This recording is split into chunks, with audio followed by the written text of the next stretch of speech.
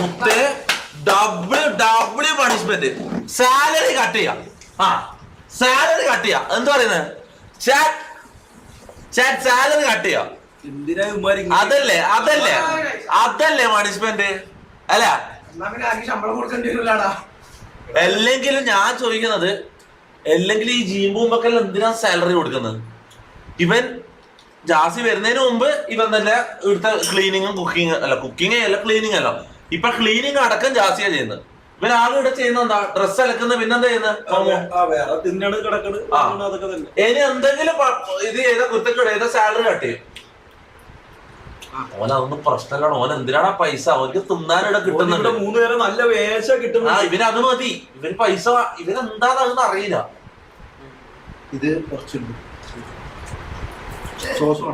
Salary കട്ടാ ആരോട് പറയാ? Fine 500 അങ്ങനൊന്നും ഇവർക്ക് അങ്ങനത്തെ പണിഷ്മെന്റ് കൊടുത്തിട്ട് കാര്യമില്ല. ഞാൻ ഒരു കാര്യം വേണ്ട, സാലറി കട്ട് അങ്ങനത്തെ പണിഷ്മെന്റ് അല്ല. എനിക്ക് വേണ്ടത് ബുദ്ധിമുട്ടുള്ള എന്തെങ്കിലും കാര്യം ചെയ്യിപ്പിക്കാൻ നമുക്ക്. ഓക്കെ, പുഷപ്പ് എടുക്കാം. 100 പുഷപ്പ് എടുക്കട്ടെ. ഒരു മിസ്റ്റേക്കിന് 100 പുഷപ്പ് വേണ്ട. അടിയാക്കിയാലോ? ചാട്ടവാറ വാങ്ങിയാലോ? അമ്മൂനെല്ലാം പൊളിയും. എന്തിനാ ചാട്ടവാറൊക്കെ? അങ്ങനെ ആയില്ല. ചാറ്റോടാ. ഫൈന് 500 ഇല്ലടാ. പൈസയായിട്ട് ബന്ധപ്പെട്ട പണിഷ്മെന്റ് ഇവിടെ നടക്കൂല. ഇവിടെ കാര്യമില്ല അതില്. മനസ്സിലാവും?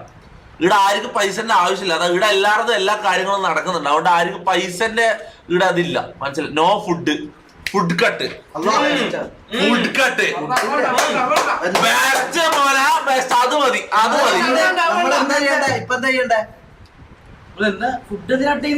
ചെയ്ത ഹൗസ് ക്ലീനിങ്. അത് നല്ലതാ. Meal cut, food cut, house cleaning. ഇത് രണ്ടും അത് പണിഷ്മെന്റ്. സെറ്റ് ആയി മുത്ത. അത് മതി മോനെ. അത് മതി. ഫുഡ് കട്ടില്ലല്ലോ. ഹൗസ് കീപ്പിംഗ് ഫുഡ് എന്തിനാ കട്ട് ചെയ്യണം? ഫുഡില്ല. എന്തിനാ?